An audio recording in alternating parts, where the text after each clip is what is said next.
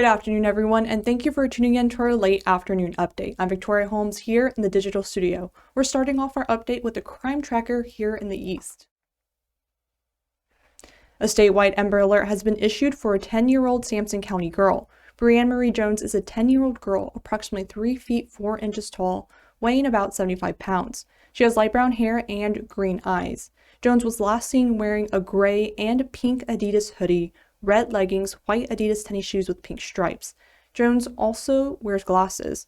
Deputies believe she may be with 2 people, Jonathan Lewis Jones and Christine Edge. This is a developing story. Our sister station is working with law enforcement officials to provide you with the latest updates. If you have any information, you can call Sampson County deputies. Their number is on our website. And these are the latest COVID numbers from the state. Right now, about 3,300 people are being treated for the virus in hospitals. Health leaders are also reporting about 3,900 new cases of COVID-19. The positive test percentage is just above 13%. On a positive note, over 635,000 people have recovered from COVID-19, and vaccine distribution continues across the East. Carteret County health officials gave their vaccine update on Tuesday. The county has almost 500 appointments scheduled for vaccines this week and a mass clinic scheduled for Saturday. The county says they plan on receiving an additional 1,375 vaccines this week to use for first dose vaccinations. These vaccines are by appointment only and to those individuals on the COVID vaccine waiting list. They are not taking walk-in appointments for the vaccine. You can be added to a waiting list for appointments online. That information is on our website. Vidant Health announced a few new places to get a COVID vaccine. The clinic locations are in Tarboro, Wallace, and Wilson for eligible community members. Eligible community members mean people in the current phase of the vaccine rollout plan. These new clinic locations are expected to administer approximately 50 vaccines per day. Appointments are required and were made available starting at 9 a.m. this morning. More information on how to make appointments is listed on our website. And Duplin County planned to have a mass vaccination site for Friday, but that event was postponed. Officials from the county say limited allocations of COVID vaccines from the state has kept them from hosting a large-scale vaccine event. The county says they released information about each vaccine event about 5 to 7 days before the event, based on a weekly vaccine allocation from the state. And today is the anniversary of NBA player Kobe Bryant's passing. His daughter and 7 other people passed away in a helicopter crash about a year ago. Our sister station reports on how people on the West Coast are honoring his memory. Like so many others, 30-year-old Terrell Porter has poured his grief over Kobe Bryant into his artwork.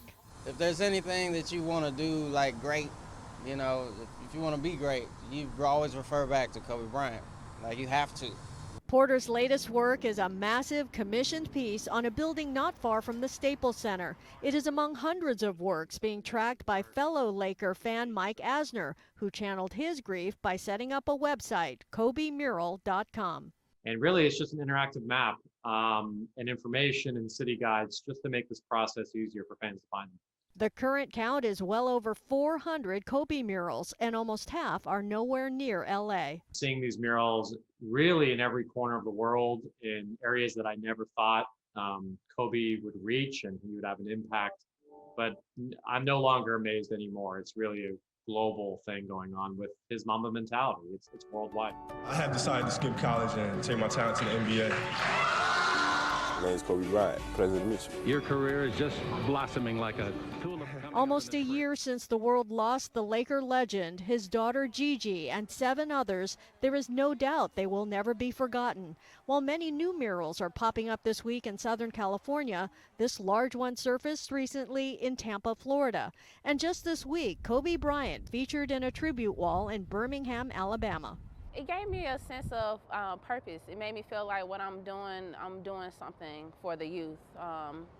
Because I believe that a person's job in life is to inspire. The Kobe inspiration includes his work ethic. Just painting the mural, like I'm literally out here for about 16 hours, sometimes 23 hours, So just going back and forth. It's like him going back to the gym all the time. Like I'm going back here and just basically doing what I love too. So Some of the murals take days or even months, and many are not commissioned. Most convey love, joy, and strength. It really doesn't matter where you're from or what you do or what your upbringing was. There is something that you can apply from what he taught us and apply it to your life, right? To constantly push through adversity and to get through these challenging times that we all face in our lives. when you look at the mural, just want them to be inspired to always remember to have that Mamba mentality if you don't feel like having, if you're not really feeling it that day. Be sure to tune into today's episode of What the Politics. Emily and I sat down with one of the founders of the Lincoln Project, a group famous for their viral social media ads against several Republican leaders. We talk about his journey as a former Republican strategist to his current side gig of creating political ads against some leaders within the GOP. A new strain of the coronavirus was reported to be in North Carolina on Saturday. 9 on Your Side reporter Amber Josephs speaks with an expert from ECU to get more insight about this strain. She'll also tell us about double masking and if it's effective. Thank you for tuning in to our late afternoon update. I'm Victoria Holmes here in the digital studio.